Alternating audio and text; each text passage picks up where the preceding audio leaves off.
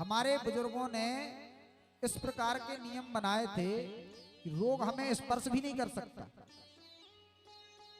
ऐसे नियम बनाए थे। भोजन बनाते समय कितना परिश्रम हो जाया करता था। पहले भोजन बनाते समय कितना परिश्रम हो जाया करता था। मसाले लेकर के आते थे और फिर खलबट्टे में उसको कूटते थे। कितना परिश्रम होता था। स्वाद भी अच्छा मिलता था। देखिए, स्वाद भी अच्छा मिलता था और परिश्रम भी हो जाता था। आजकल हम सब रेडीमेड लाने लगे। रेडीमेड लाते हैं और फिर 5,000 10,000 खर्च करके और जिम में जाते हैं दौड़ने के लिए। जिम में हाथ पैर चलाने के लिए जाते 5,000 देकर महीने पर। वो 5,000 ना दे करके जो घर के काम है उनको आप स्वयं करो। घर के काम जब आप स्वयं करेंगे तो आपको एक बल मिलेगा और उससे जितने भी रोग हैं वो रोग आपके पास आएंगे नहीं।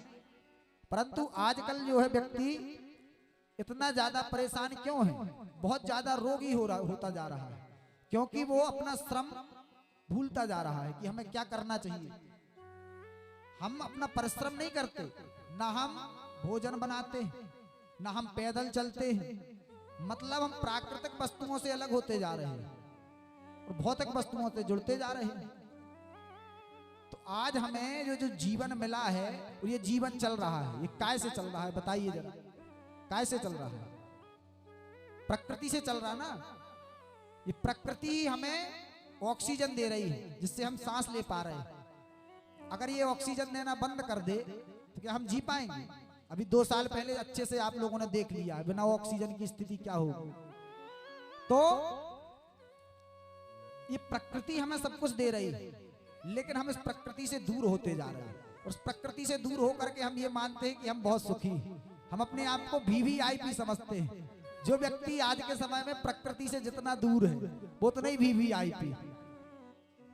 जो व्यक्ति एसी में रहता है, अब एसी क्या है? एसी भौतिकता है भाई। वो बनावटी हवा देती है। एसी कूलर ये सब बनावटी हवा देते हैं, प्राकृतिक हवा नहीं मिलती इनमें। तो जो बढ़िया एसी में रह रहा है, अच्छे मकान में रह रहा, टाइल्स पुट्टी वालों में, तो उसको अपन मानते हैं कि बहुत वीवीआईपी है। लेकिन हमारी दृष्टि में वो सबसे छोटा आदमी है, सबसे छोटा आदमी। क्यों? क्योंकि वो ज्यादा दिन तक नहीं रह पाएगा। क्यों नहीं रह पाएगा? क्योंकि वो प्रकृति से दूर है। आज जो व्यक्ति की 100 वर्ष आयु होनी चाहिए तो व्यक्ति 50-60 ज्यादा से ज्यादा क्यों पहुंच रहा है? उसका कारण क्या है? उसका कारण तो यही है कि हम प्रकृति से दूर हो रहे हैं और इन नाशवान वस्तुओं से हम चिपकते जा रहे हैं। नाशवान वस्तुओं से चिपक रहे हैं। नाशवान वस्तुएं क्या हैं? टीवी, कूलर, पंखा, ये सब नाशवान वस्तुएं हैं जो धीरे धीरे हमें अंदर से कमजोर बना रही हैं। टीवी देखने में, मोबाइल चलाने में नेत्र हमारे खराब होते जाते हैं। जब हम दिन रात आजकल मोबाइल में लगे, मोबाइल नहीं तो टीवी देख रहे हैं, उसकी जो वो किरणें निकलती हैं वो हमारे लिए पता है कितनी हानिकारक होती है। कितनी हानिकारक होती है टीवी और मोबाइल से निकली हुई किरणें। लेकिन हमारे पास अगर मोबाइल है तो हम बहुत बड़े हैं और हमारी दृष्टि में तो मोबाइल है उपयोग की वस्तु है। उसको एक सीमा में उपयोग करो, परंतु उसका दुरुपयोग नहीं करना चाहिए कि 24 घंटे आप बस मोबाइल ही में लगे हो। थोड़ी बहुत प्राकृतिक वस्तुओं के पास जाओ, थोड़ी बहुत प्राकृतिक वस्तुओं को अपनाओ जीवन में। पेड़ पौधों की सेवा करो, खेती में जैविक खेती करो। क्योंकि आज जो हम खेती कर रहे हैं वो खेती भी क्या है? हमें दे तो बहुत रही है, उसका हम शोषण जो कर रहे हैं कि खेती की शक्ति है 10 बोरा देने की, हमने उसमें ऐसी दवाई डाली कि वो 20 बोरा दे रहे हैं। अभी तो वो 2-4 साल देगी, उसके बाद क्या स्थिति बनेगी कि उसमें आप जितना डालोगे उतना नहीं मिलेगा। क्योंकि आप उसका जो तत्व है वो तत्व आप नष्ट करते जा रहे हैं। नष्ट कर रहे हैं कि नहीं? तो जब तत्व नष्ट हो जाएगा तो उससे मिलेगा क्या? और कर किस लिए रहे हैं? हम सुखी रहें, सुख की चाह में हम ये सब काम कर रहे हैं। परंतु सुख संसार में नहीं है, संसार की वस्तुओं में सुख है।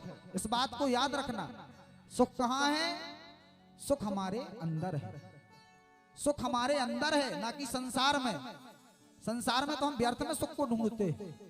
सुख हमें संसार में नहीं मिलेगा भाई। जिसका जहां आलय है वहां वही वस्तु मिलेगी।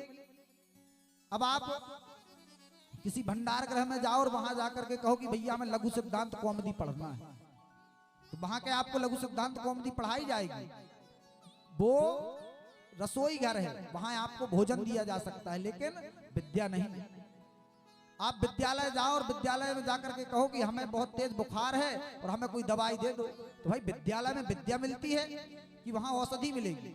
तो विद्यालय में विद्या, औषधालय में औषधि। इसी प्रकार दुखालयम शाश्वतम, संसार को क्या कहा गया है? गीता में भगवान ने क्या कहा है संसार को? दुखालयम, दुख का आलय, अर्थात दुख के रहने की जगह ये संसार है। इस संसार में आप कितना भी धन कमा लो, कितनी भी आप संपत्ति कमा लो, कितने ही बड़े घर में रहने लगो, लेकिन सुख इस संसार में नहीं मिलेगा जब तक आप अपने मन में ईश्वर को नहीं बिठाओगे, जब तक आप अपने मन से तृष्णा को नहीं मिटाओगे, तब तक आप सुखी नहीं रह सकते। क्योंकि ये जो तृष्णा है यही तो हमारे दुख का कारण है। अपेक्षा और उपेक्षा, अपेक्षा नहीं रखो, संसार से हम जितनी अपेक्षा रखते हैं वही दुख का कारण बन जाती है। संत महात्मा क्यों सुखी रहते? संत महात्मा कभी दुखी नहीं रहते। वो इसलिए नहीं रहते कि वो संसारियों से अपेक्षा ही नहीं रखते कि तुम आओ तो ना आओ तो, हमें तो बनाना खाना है, बस अपने स्वयं के आनंद में रहना है। ऐसे ही हम लोग भौतिकता में जाकर के अपना जो आनंद है, स्वांतः सुखाय, जो हमारे अंदर का आनंद है ना, उस आनंद को हम नष्ट करते जा रहे हैं। तो हमें ज्यादातर, हमारे कहने का तात्पर्य यह है कि हमें ज्यादा से ज्यादा प्राकृतिक वस्तुओं का उपयोग करना चाहिए। प्राकृतिक वस्तुओं का हम उपयोग करेंगे तो हमारी आयु भी बढ़ेगी, हमारी मेधा शक्ति भी बढ़ेगी, और साथ ही हमारा जो शरीर है वो हमेशा निरोगी रहेगा।